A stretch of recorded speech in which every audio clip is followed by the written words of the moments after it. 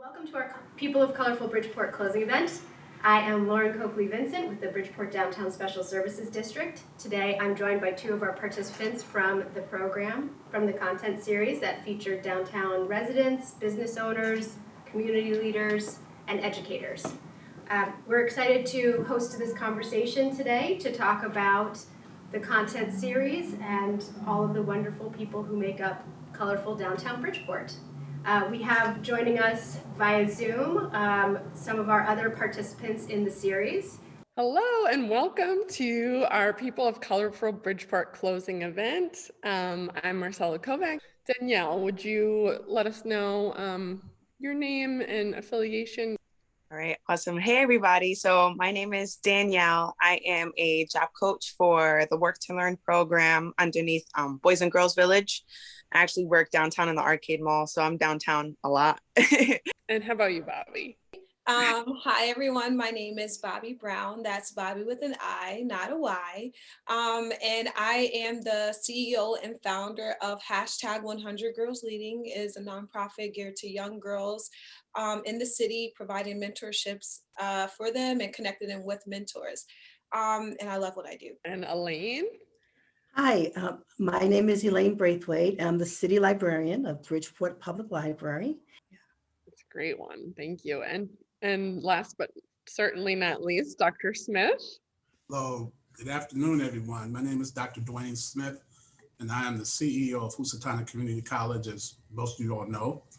We're the only public higher education institution in Bridgeport, so we're proud of that. I'm Gerald Moore, local artist, Bridgeport born and raised, and I really appreciate being a part of the project. Thank you for joining us today. And Gary Judkins. I'm Gary Judkins. I am a digital and content creator. I'm also known as Gary Pivot. And I was the photographer and videographer for the series. Great. Thank you both for joining us. Thank you for having us. Thank you. Great. We'll hear more from our virtual participants in a while, but let's start off our conversation talking about what participating in People of Colorful Bridgeport meant to you. All right. Participating in this series it meant a lot to me because I was able to hear so many great stories about so many people that I may have been familiar with or not familiar with. And I was able to capture that and participate in spreading their story. I think it's such a special thing when people want to express themselves and put a piece of themselves out there for others to learn and to share with others. And Gerald, I would ask you to add what participating in the content series meant to you. It was great. The whole process with Gary filming, and I enjoyed that part of the process. Mm-hmm. I'm basically sort of an antisocial being, so it became a little unsettling for me when people started recognizing me on the street. Yeah. He said, "Oh yeah, you're the guy," so and that was kind of wild. Yeah. But I dealt, you deal with it. But it's great. As Gary was saying, it's like sharing our stories and, participating in each other's stories. Mm-hmm. Actually is essential to who we are, what we do as artists, and you can't hide from it. You can't, Mm-hmm. and you really can't ignore it. And so this was an opportunity, I think, for a lot of us to engage in that storytelling Mm-hmm. in a whole nother level and dimension. So I really enjoyed it. I'm still enjoying it. So thank you. Yeah. In this moment, I'm enjoying it like right now. Right now. So, Happening right now. it's happening like live. Live. Right now. Okay, It's great. kind of cool. Great. Well, having been here, I've been in Bridgeport for about 2.5 years as a city librarian. And so for me, it helped give me more of a sense of belonging, that, yeah, I do belong in Bridgeport, and that, I'm here, and that I am here to partner, with agencies and with the public and to help the community with what we do with, promoting literacy and lifelong learning. I think when I think about Bridgeport and I think about how this project has played a role in it, I think it really exposes those people that work in the nooks and the crannies of Bridgeport, not looking for much of recognition, but loving what they do. And it gives them an opportunity to really be displayed and show some positivity. Some people say like, Bobby, you're always this person that loves to have like a bubble of sunshine or light around you. And I really do believe there's so many great things and so many great people come from our city. And I think this project really highlighted who those great people are, and also to connected them to the community just a little bit more, because you're placed, our photos were placed in an area that people walk all the time. They go get their shoes, they get their food, they go to the hotel, they go to Dunkin' Donuts. Is right smack where everyone can see what's going on and who they are. And also too gives businesses and nonprofits and individuals that spotlight that may help also to grow them and grow the knowledge of Bridgeport. I think that was really cool. Just by the feedback of a lot of people that have reached out, it really was an amazing project, because it really highlights that there's some really dope people that live in Bridgeport and they're not afraid to say it. Yes. I want to echo what Elaine stated. It gave me a sense of belonging. So, I arrived in Bridgeport July 6th, and I arrived here really sight unseen. So I interviewed for the position virtually. And so I remember just saying, whatever I see, I'm going to embrace. And so I'm from St. Louis, which is a larger metropolitan area, 2.3 million in the area, but some of the same challenges that confront Bridgeport. And so when I got the word that I'll be featured, at first I was like, why me? I just got here, but it connected me in so many different ways. And the narrative, the purpose of the reason why I'm here is the same reason I did my work in St. Louis, which is to move under-resourced, low wealth individuals with post-secondary credentials. That's my narrative growing up. And so being a part of this, it just kind of made me a part of the community. I felt a sense of pride that this brother from the Midwest can be honored to be among these individuals here who's worked in the community for so long. And so I'm humbled by it. Really, I truly say I'm humbled by it. And that's what it really meant to me to be a part of this project. I think this project, for me at least, it was really important to be able to show like there's just beauty in everything there's beauty in the city, just realizing or remembering that some people do look at Bridgeport as, a bad city, quote unquote, or they might have a lot to say about us, just like the neighboring towns, they might say like, oh my gosh, Bridgeport, there's this stigma that's on, where we live. But being a part of this project, it really meant, showing the beauty and showing that, like what Bobby said, like there are a lot of really cool things happening here. It's not just, what you see on the news. There's tons of artists, there are business owners, there are families, there are children just all over the city. And I mean, underneath, referencing the colorful Bridgeport, moniker, the city really is colorful. It's diverse. And I mean, just having part in this really just proves that, this city is really, a breath, a heartbeat within itself. So I think, I'm just more than grateful to be a part of something like this, where we can really just highlight all the great things that will continue to happen here. Well, you guys are thanks for those perspectives. And, you spoke about people recognizing you on the street and becoming sort of our local celebrity. What do you hope others learned from you or about you through the project? Well, that's an interesting question, but I guess that's not my core interest.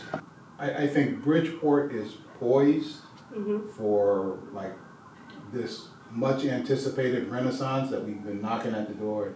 And I think all the ideas that contribute to that is what I hope people actually get, that there are people that have a vested interest in not just their own success, but the success of the city and the communities. And I hope that's what they get, so we'll see.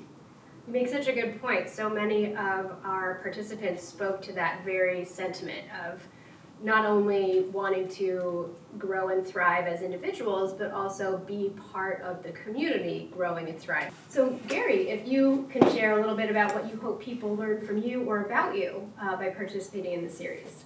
I would have to say I hope that more people are familiar with my work, or will get more familiar with my work, that they'll, want to reach out to me and, want to capture their stories or capture whatever work that they do that they want to share with the world. Really, that's the biggest thing to me, is just being able to capture that for people and sharing it with everyone else. Great. I think for me, I believe that I would hope everyone understand that they have a powerful voice.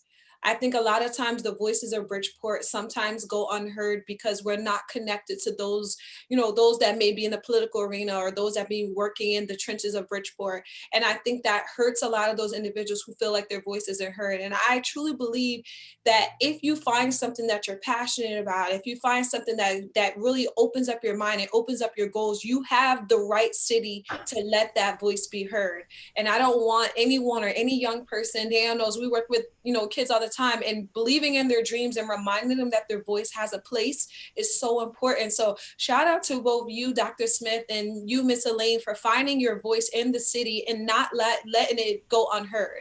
Because there's a lot of times that we do great things, and sometimes we'll say, okay, well, this is my area. I'm going to stay in this area. I'm going to work in this area. No, go beyond. Bridgeport is huge. Go everywhere. Let your voice be heard. And I think this project really inspired me, but also too reminded me that my voice is important, and that no matter what individuals face, that it's such a bigger picture out there. And just because they don't hear you over here doesn't mean these people over here don't hear you. Keep talking, keep speaking, keep letting people hear you, because Bridgeport has the ears, they just need the voices.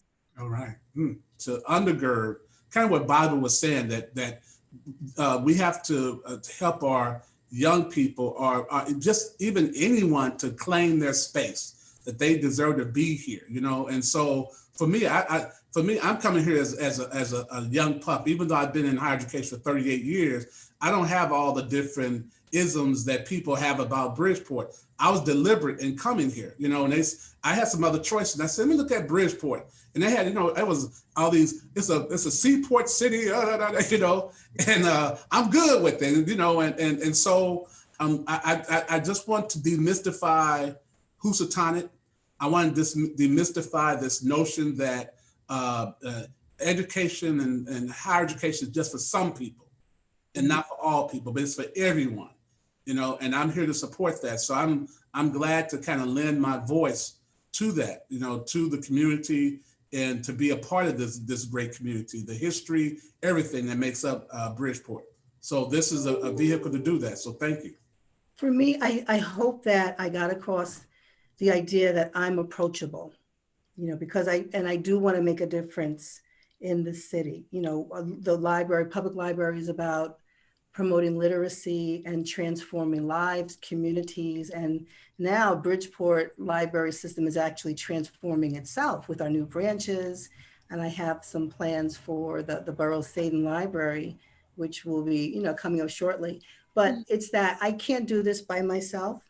I want to partner with, the community. And there's no need for me to reinvent the wheel. There are organizations here that I could partner with. Like we did a Mayfair the year in 2019. It's so sad we couldn't do it in 2020, but we, picked a day in May and we had over 20 organizations, including Housatonic, St. Vincent's, the nurses did blood pressures, for this thing.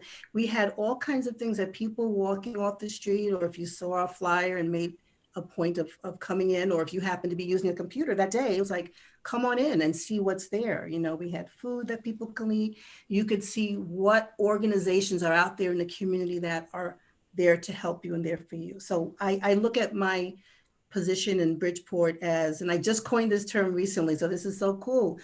I'm a positive optimist. Opportunist. I'm a positive opportunist.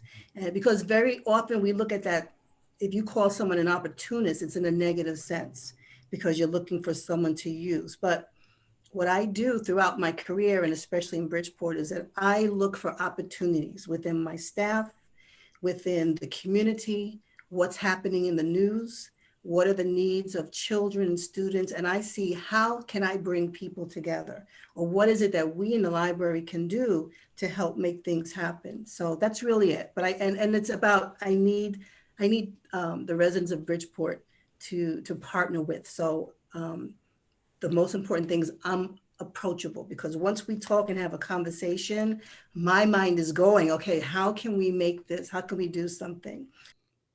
I'm gonna kind of run with the voice idea, just because I mean I think we're all pretty much on the same page of, hoping that others got the idea that they also have a voice. But even diving deeper into that, I hope people understood that there's an artist in all of us too, where you don't necessarily need to be super duper talent, like the book definition of talented, or you don't need to be the book definition of an artist to be able to express yourself, or to be able to put your feelings, emotions, thoughts, or just whatever however you decide to express yourself. You don't need anything cookie cutter to actually put yourself out there and create the things that you want to see, or create artwork that actually represents you and represents the city. I mean, I know personally that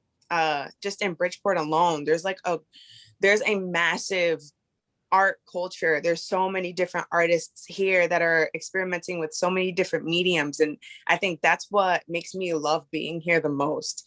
So with this project, I really hope that people can understand, there is an artist inside of you if you tap into it, if you let go of whatever fears you have, if you just sit down and let your mind and your heart and your hands do the talking, then I promise you, you won't be disappointed with whatever you create.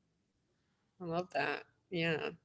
As an artist, I feel that way too. I think some people may not, but there's always a way to express yourself, right? And I think that's such a great point.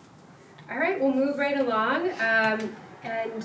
We did touch a little bit on the future of Bridgeport, and what gets you both excited about downtown Bridgeport? Where do you see us going in the near future? Let me go. Please. Okay. Well, again, this renaissance, and perhaps the word is used without fully understanding. We use it a lot, but I think if we really look at that word, it's like being born again. That's rebirth is what renaissance actually means. And so when you think of the rebirth of a city, I like to think about it as it's consistent with its history, but it's sort of percolating all these things that direct us to the future. It's like there's this anticipation, sometimes with scant evidence, but it's like you just feel it. You feel like you walk into a space, or you meet a new person, or you hear about something, and all of a sudden, the ideas start flowing, and the ideas become images, and the images become a part of the plan, right? So, I see what they're doing with the stage, where the stadium used to be down the road, and all that. And then I heard the guy on the radio on PKN the other day talking about the stadium and his plans for it and all that stuff, and that kind of added to some stuff. But, even in the neighborhoods, there is such a need for a renaissance. People are struggling, it's like in all kinds of different ways, not just economically, but, personally.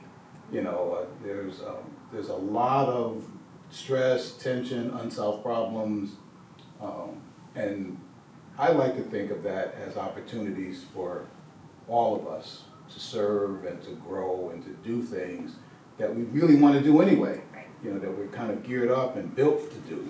We're built to do those things, but now I think there's this unspoken consensus that it needs to be done now. It's like we really can't go much further down this road without changing what we do here in Bridgeport. And I'm not just speaking politically, in fact, that's the least of my concerns. Right. But culturally and in terms of community building and development and even healing, I'll use the word healing, helping the city to heal. Yeah. I see this as sort of now a platform for those kinds of conversations to take place. And we would love to have them here. And I appreciate the sense of urgency. You know, it's not just for business growth. It's not just for, you know, developing housing or, you know, attracting more people to the area. It's really about the growth of the community and the success of the community. And we're here for that conversation for sure.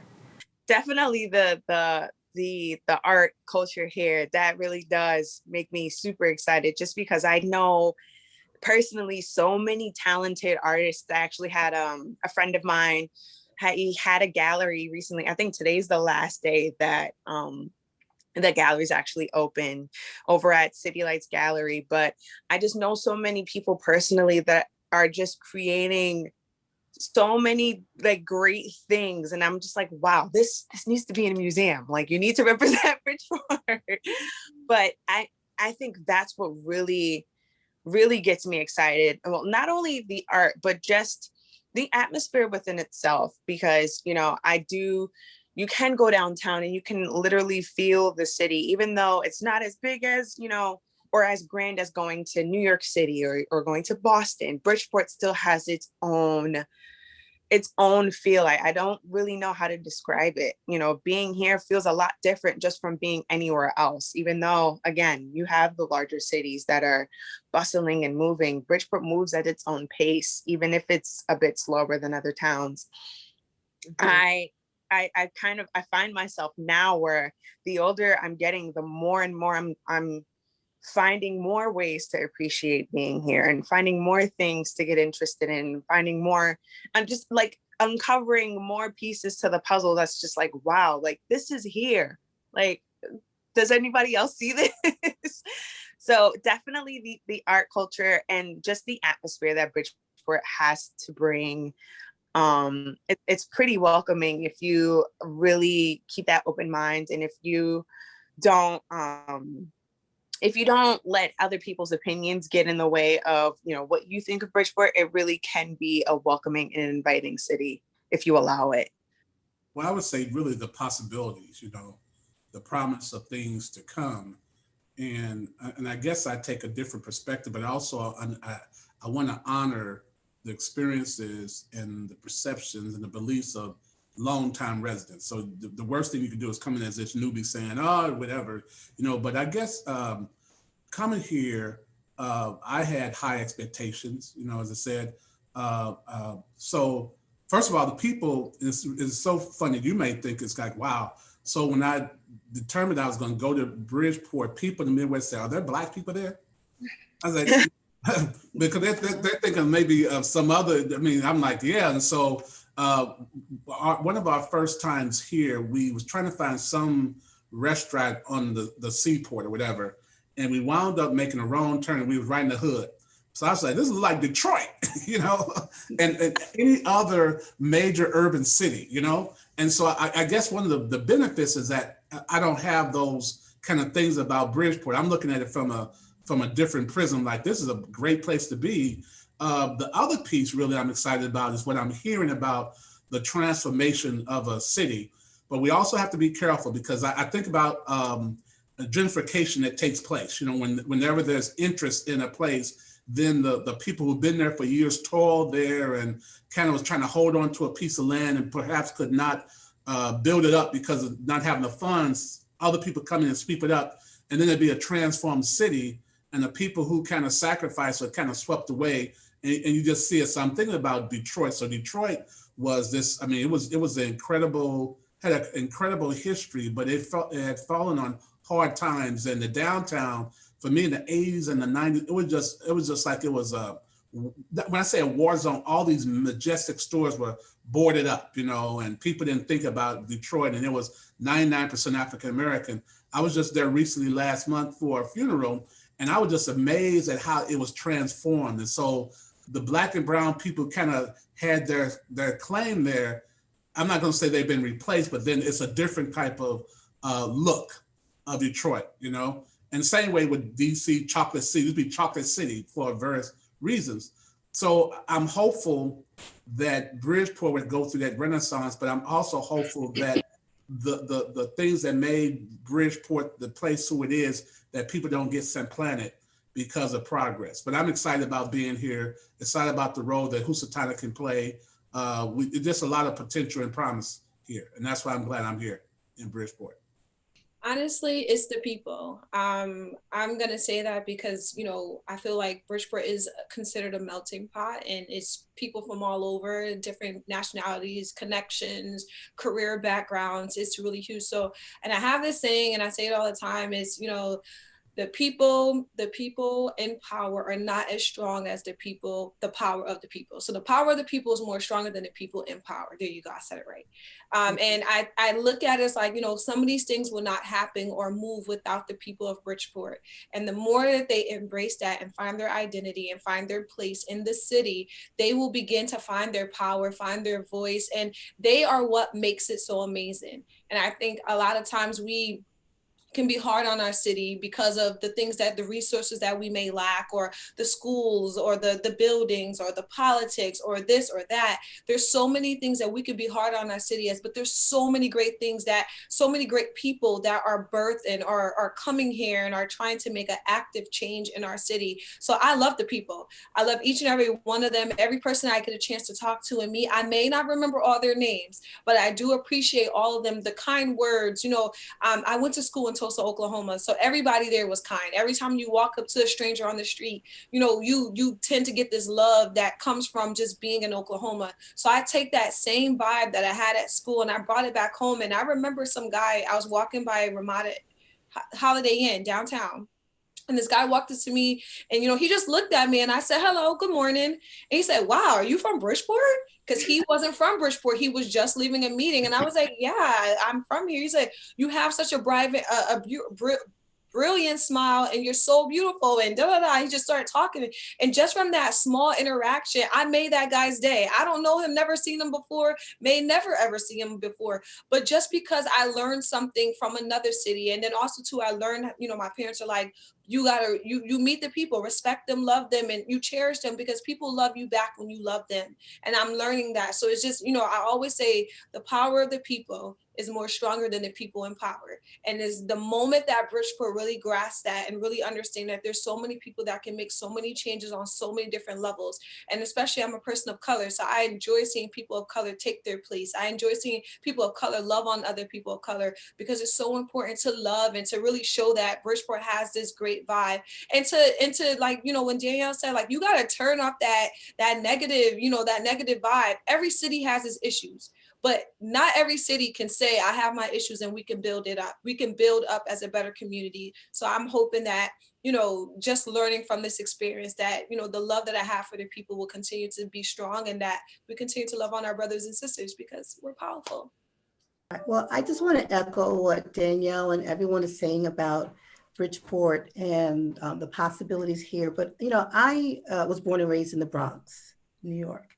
I'm a child of the 60s and 70s. So we know what that means, you know, how it was back then. But, you know, I feel blessed because, you know, I saw the birth of you know, rap and hip hop and that whole scene that turned into a worldwide, you know, billion-dollar industry. So we have so much greatness, you know, within us, and the talents of the children. I did a little bit of substitute teaching in New Haven while getting my teacher's, you know, credentials in music. And it's just amazing because it brought back that we have to really nurture that. But what excites me, about that, what I want to say though, is that I come from a similar environment in the Bronx, where if you talk about the South Bronx in the 70s, you're talking about people will burned out buildings, subway trains with graffiti, all that. But we all know there's so much more. So tying that together, there was so much more in the Bronx that was happening. And I think unconsciously, I've always looked at Bridgeport as a place I could possibly live, even like in the 90s. And what I think I resonated with that whole vibe of Bridgeport. It had his own vibe but it's that same kind of situation where some people may look at you and say, oh, this is negative. I'd never be here. I'm not going to be here. But I don't have that fear. I'm going to go where my people are, and I don't have to be afraid because I know there is that good there, and I'm there to help that good. So what excites me about being in Bridgeport is that I'm here at a time when the library is expanding. We have our Newfield branch, which it's been delayed, but we will be opening that baby this year, so I'm really excited about what that means for that neighborhood and community, because we can bring in, rather than duplicate what we have in the other libraries, we're going to bring in books, materials, and programs that reflect that community. And I'm just so excited about that. And then we're going to be opening some other, libraries in a few other neighborhoods. And from what I've learned, that Bridgeport is neighborhood driven, it's that community. Everybody wants everything self-contained. We want to have the library, everything in our neighborhood. So that gives me a challenge that I get to learn all these neighborhoods, who lives there, what do the people, what are they striving for, and how can we reflect that in the collections and services that we provide, and even in the staff that I hire, to make sure that we're really a part of that community. So that's what excites me. I'm able to do what I love and do it in a place that I love. Gary, what would you add, and your thoughts on what's exciting about downtown Bridgeport, or what you see happening in the near future? I just see a lot of growth, to be honest. I'm excited about witnessing more growth on top of what has already occurred. I like seeing that there's new developments happening, new stores opening, and even some of the same stores still being here and still thriving. That's exciting to see. And there's a lot of new faces. That's also a beautiful thing as well. Any spots you recommend for some of those new faces? I would have to say go to Fruita Juice. Okay. I really like their sandwiches a lot. All right. Got a favorite sandwich you care to mention? The pig pen. The pig pen, all right. Yeah, You heard it here. I don't know if you eat pork or not, but if you do, it's the one. It's pretty good, yeah. All right. Gerald, any spots that you recommend for the new faces, or even the old faces that love downtown? Top of mind, am I limited to one? Or can I say? As many as you care to mention. I say Sankofa Cafe in the arcade Uh-huh. is a very interesting spot. Uh-huh. And Leisha's Bakery is solid and excellent. Yes. Miss Thelma's restaurant. I'll stop there. That's a good place to start, right? Yeah. Good place. Those three. Good place to try start. them out and then get back to me. Get back to you. Will do. My favorite place to eat, or like bakery actually, is Leisha's Bakery at downtown. They have really great wraps. My favorite spot would have to be Grill 2 downtown. I think the vibe is amazing, the staff is amazing, and whenever my friends are looking for something to do over the summer, Grill 2 is a place to be. I have to say, I just know the place. I don't remember the name, but on Main Street, there's a bakery, and I think it's Sweet something there, but it's like they have the most awesome cupcakes and just all kinds of pastries and all on Main Street, and I love to go there. My favorite restaurant, I must say, is Bocado's Cafe. And it's right across the street from Housatonic, very easy to get to. The wraps are great, just a nice vibe. It's not a chain restaurant, and so that's what I appreciate most about it. All right, and just sort of rounding out our series of questions, how can people get involved in your work or support the work that you're doing now in Bridgeport and beyond? I would say just, reach out and, be willing to share what you do and what you want others to know about you. I'm here to provide those services for others, and I think that's important for everyone to get their story out there. Great. Hire him.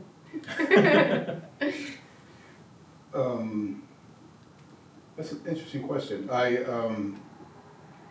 I think what I would like to leverage out of this current project is sort of amping up the networking, because there's a lot of people that are part of this project that I don't know. I still haven't met them. And I was hoping to meet them today. Yes. So I think using this to, like I said, to amplify our connectedness, and then see, because it's not just about my work, it's about how my work provides a service to the community. It's not art for art's sake, so my work in and of itself is just, me, it's just about what I do. Yeah. But I like to think of like, well, what's on the other side of that equation, like how does this relate?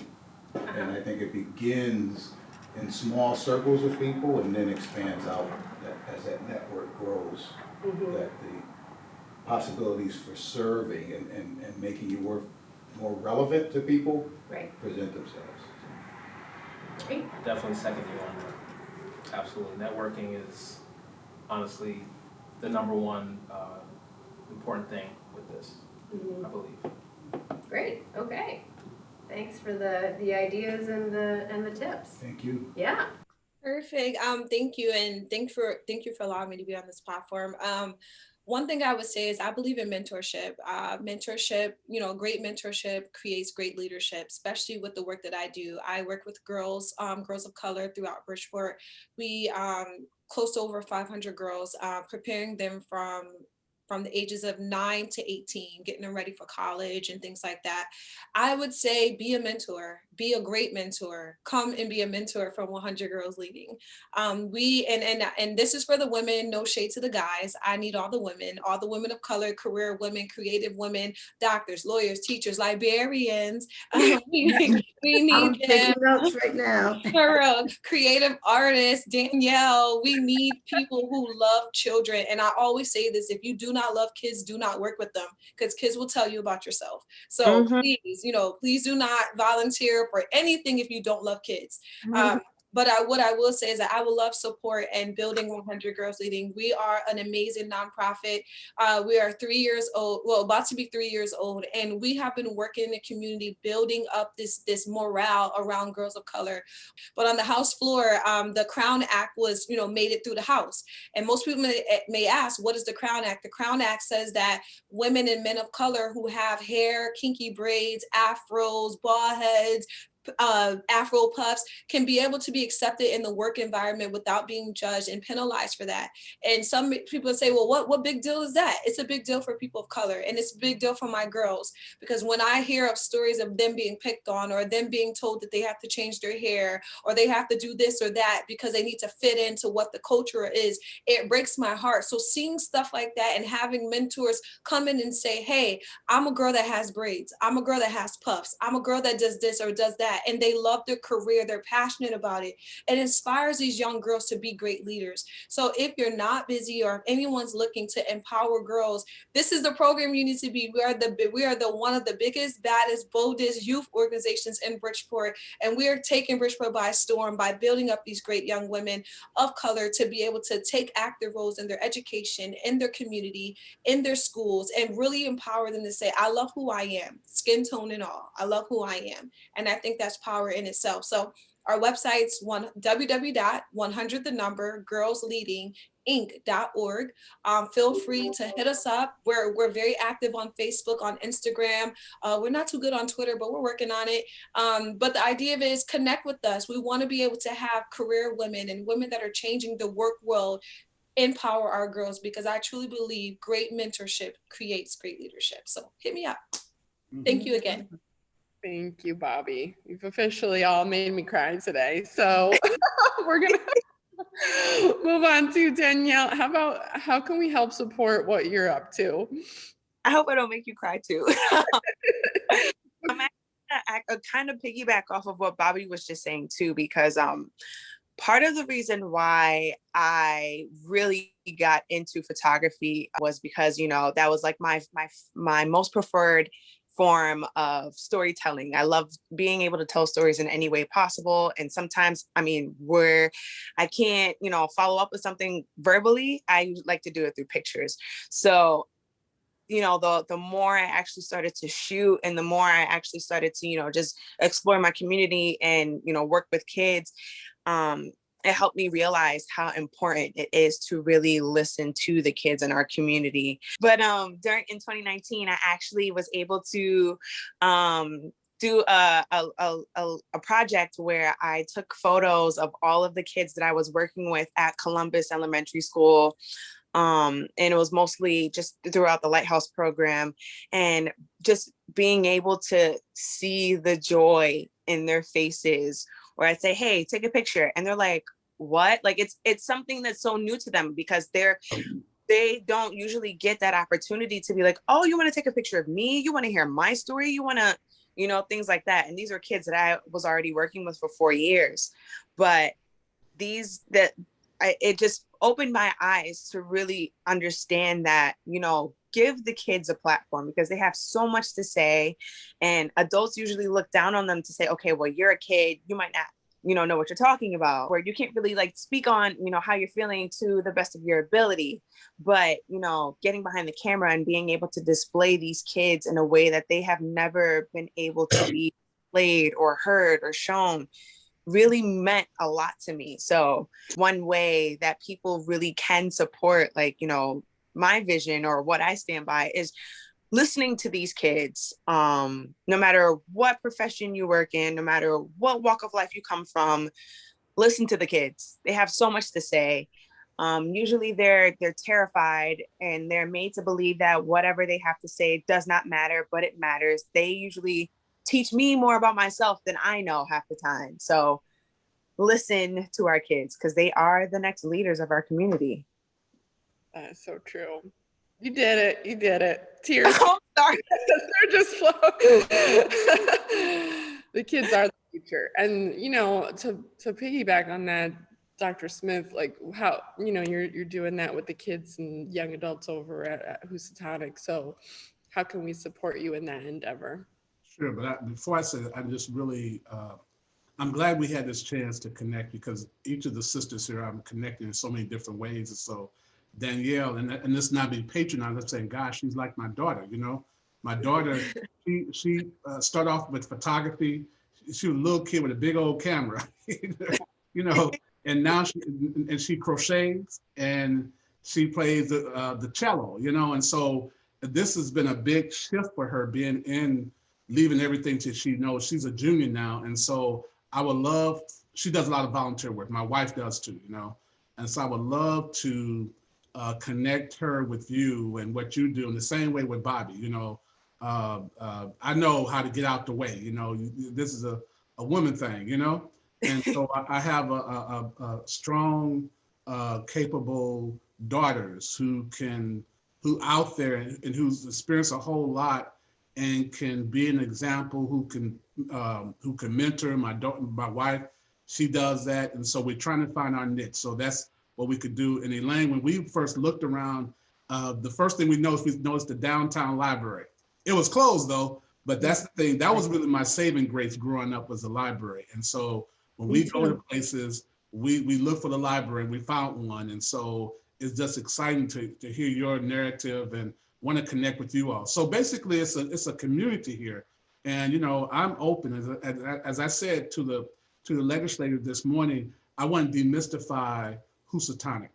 That means that the students that, that Bobby, you work with, no matter how young, they can come on this campus and they can see themselves. And for me, I'm blown away. We have a $35 million art collection.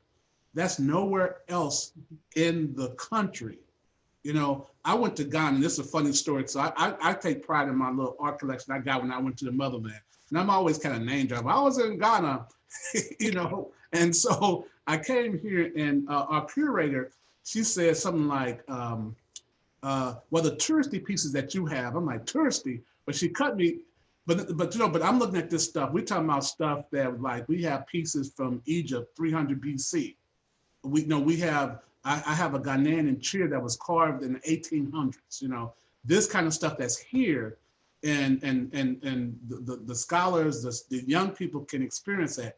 And so I want to just really collaborate with you all on how we can get more of the people that you work with, the children, the kids, the adults, to get them on Housatonic campus. We want to be a community school, meaning that we're going to serve the community. So that's how we can actually connect. And again, I'm just really, I'm not going to cry about it, but I'm just like, man, this is nice. You know, this is nice. It really is. Yeah. It is. I can tell you right.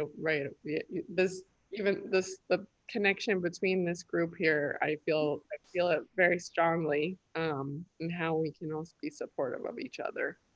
And Elaine, of course, last but not least, how can we support you over at the library?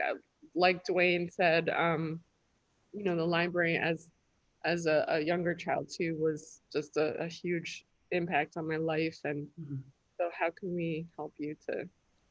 Right. Well, first, I would like to thank Lauren and you, Marcella, for putting all this together and for putting this great group together. I think there is a real synergy here, and I've been taking notes like, okay, we gotta continue to talk and do things. And the main thing is for us, it's always get a library card. I think in a city of approximately 147,000 residents, we have about 23,000 library card members, and we can do better than that. And so we're working towards doing that and getting more people.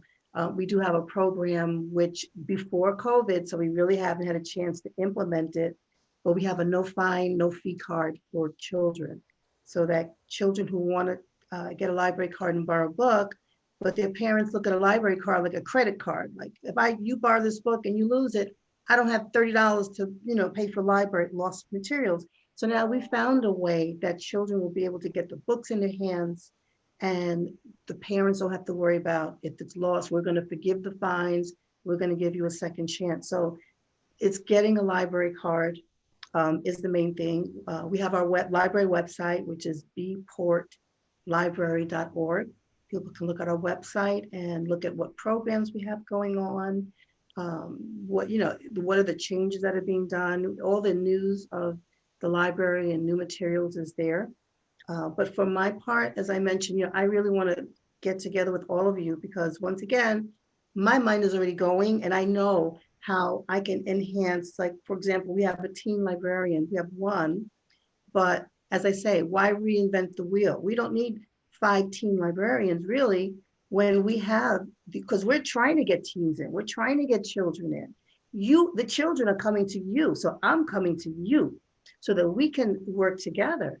And yes, expose them to the library, what the library has to offer, and then also show, be a role model and all. So to me, it's just when I call, when I give an email, or let's do something, be open. I want to be open and approachable, and to think outside the box and create opportunities. I can't work every day with, your girls, but even that 1 or 2 times, in a year, it's something different for them. And it just enhances life for all of us. It makes it better. So Absolutely. the library card's huge though. Get a library card.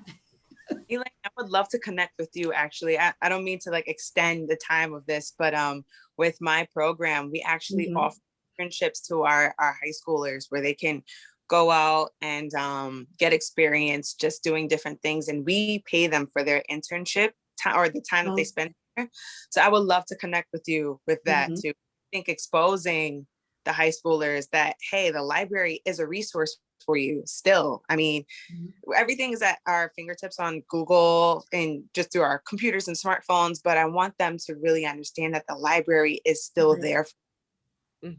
It's a resource, and it's also a possible career that, we don't think about until we're in college, and then you realize, oh, I could be a librarian. So it's great to get the word out about it. Love the library, even as a possible career choice. What is your vision of the content? Where would you like to see it go?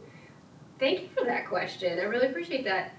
Where the whole concept of Colorful Bridgeport is to introduce, and in some cases reintroduce, people to the variety, the diversity, the wonderful places, spaces, people that exist in downtown Bridgeport. People who live here, who have established a business here, that run a cultural institution, our head librarian, you know, getting to know the place through its people was the concept of People of Colorful Bridgeport as an extension of Colorful Bridgeport, sort of reorienting the outside world to what this place is. I think that we would love to go further down that road of creating a sense of place and an identity for downtown Bridgeport as the destination for those curious and interested in a range of cultural experiences, to have a diversity of choice and options in terms of where to go eat, where to, you know, pick up a really unique item, to enjoy an unexpected gallery show, like the one that you mentioned, Claude Dessier's show at City Lights Gallery, all of the above, to enjoy a wonderful concert in McLeavey Green, you know, letting the world know about all that we have to offer here. So we'll continue to try and do these kinds of introductions and exposure to all the various elements of downtown Bridgeport. And we're open to ideas, so if you have thoughts on where we can go from here, please share them. Oh, I do. Oh, good. More about that later. Okay, great.